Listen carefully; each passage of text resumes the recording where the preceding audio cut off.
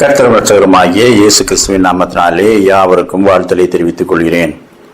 ஒரு துறவி ஊருக்கு வெளியிலே இருக்கக்கூடிய ஒரு கிணற்றருகே உட்கார்ந்து அங்கே தண்ணீர் மொள்ள வருகிறவர்களை கவனித்துக் கொண்டே வேதாகமத்தை வாசித்துக் கொண்டே இருந்தார். அப்படி செய்யும்படிக்கு ஆவியானவர் அவரை ஏவினார். அப்பொழுது ஒரு மனிதன் அங்கே தண்ணீர் குடிக்க வந்தான். அவன் ஒரு பெரிய பணப்பையை கொண்டு வந்திருந்தான். அதை கிணற்றின் மேலே வைத்துவிட்டு அவன் உள்ளே இறங்கி தண்ணீர் குடித்தான். மேலே வந்து அவன் பணப்பையை மறந்து விட்டு போய்விட்டான். இவர் அதை கவனித்துக் கொண்டே இருந்தார். மற்றொரு மனிதன் வந்தான். அவன் தண்ணீர் குடித்துவிட்டு மேலே இருக்கும் அந்த பணப்பையை வேறு யாரும் பார்க்கிறார்களா என்று இங்கும் அங்கும் திரும்பி பார்த்து விட்டு தன்னுடையதாக்கி கொண்டு அவன் காட்டுக்குள்ளே சென்று விட்டான். கொஞ்ச நேரம் கழித்து அந்த பணப்பையை கொண்டு வந்து வைத்தவன் பதற்றத்தோடு அதை தேடிக்கொண்டே கிணற்றுக்கு வந்தான். அங்கே பணப்பையை காணவில்லை. அப்பொழுது வேறொரு மனிதன் தாகத்தோடு வந்து தண்ணீர் குடிக்க கிணற்றுக்குள்ளே இறங்கி தண்ணீர் குடித்து விட்டு மேலே வந்தான். பணப்பையை பறிகொடுத்தவன் அவனை பிடித்து, நீதான் அந்த பணப்பையை எடுத்து எங்கோ வைத்திருக்கிறாய், ஏனென்றால் வேறு யாரையும் நான் காணவில்லை, எங்கே வைத்தாய் சொல்லு என்று அவனோடு சண்டை கட்டினான். அவனும், நான் ஒன்றும் திருடன் அல்ல, யாருடைய பணமும் எனக்கு தேவையில்லை என்று அவனும் பதிலுக்கு சண்டை போட்டான். பணத்தை பறிகொடுத்தவன் மற்றவன் மீது உள்ள சந்தேகத்தினாலே அவனை தாக்கி கொன்று விட்டான். இதையும் அந்த துறவி பார்த்து கொண்டேதான் இருந்தார். அப்பொழுது ஜனங்கள் எல்லாம் கூடி அந்த பணத்தை பறிகொடுத்தவனை சமாதானப்படுத்தி மற்றவனை கொண்டதற்காக அவனை அரசாங்கத்திடம் கொண்டு போய் தண்டனை வாங்கி கொடுப்பதற்காக இழுத்து சென்று விட்டார்கள்.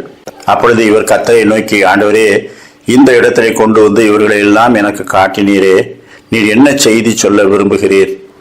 இப்படி ஒரு பாவம் செய்யாத ஒருவன் கொல்லப்பட்டு விட்டான், ஒருவன் பணத்தை பறிகொடுத்து விட்டான். இந்த இரண்டுக்கும் இடையிலே பணத்தை எடுத்த அந்த திருடன் சந்தோஷமாக எங்கேயோ போய்விட்டானே, இது என்ன என்று கேட்டார். அப்பொழுது ஆண்டவர் சொன்னார், அந்த முதலாவது பணத்தை கொண்டு வந்தவன் அவன் அரசாங்க கஜானாவில் இருந்துதான் பணத்தை திருடி எடுத்துக்கொண்டு வந்தான். இங்கே வந்ததும் அதை மறந்து விட்டு அவன் போய்விட்டான். இரண்டாவது தண்ணீர் குடிக்க வந்தவன் அவன் வேறொரு இடத்திலே கொலை செய்துவிட்டு தப்பி ஓடி இங்கே வந்தான். இங்கே தண்ணீர் குடித்து விட்டு வெளியே வரும்போது மற்றவன் அவனை கண்டு சண்டையிட்டு கொன்று விட்டான். எனவே அவன் செய்த பாவம் அவனை சேர்ந்தது.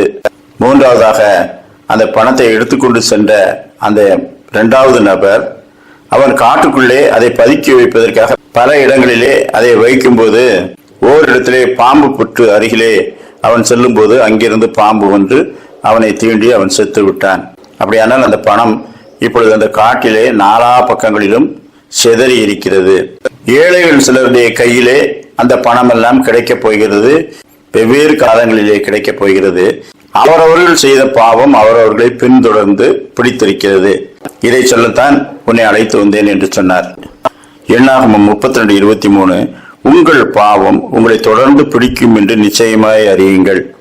1 தீமோத்தேயு 5:24-25, சிலருடைய பாவங்கள் வெளியரங்கமாயிருந்து நியாய தீர்ப்புக்கு முந்திக் கொள்ளும், சிலருடைய பாவங்கள் அவர்களை பின்தொடரும், அப்படியே சிலருடைய நற்கிரியைகளும் வெளியரங்கமாயிருக்கும், அப்படி இராதவைகளும் மறைந்திருக்க மாட்டாது. பாவத்தின் இயல்பு சிலரை பின்தொடரும், சிலரை உடனே பழிவாங்கும், சிலர் மொத்தமாக ஆக்கினைக்குள்ளாக தீர்க்கப்படுவார்கள். எனவே பாவத்தை குறித்து எச்சரிக்கையாயிருப்போம். கர்த்தர் தாமே அப்படிப்பட்ட நல்ல சிந்தனைகளை நமக்கு தந்தருள்வாராக. ஆமேன்.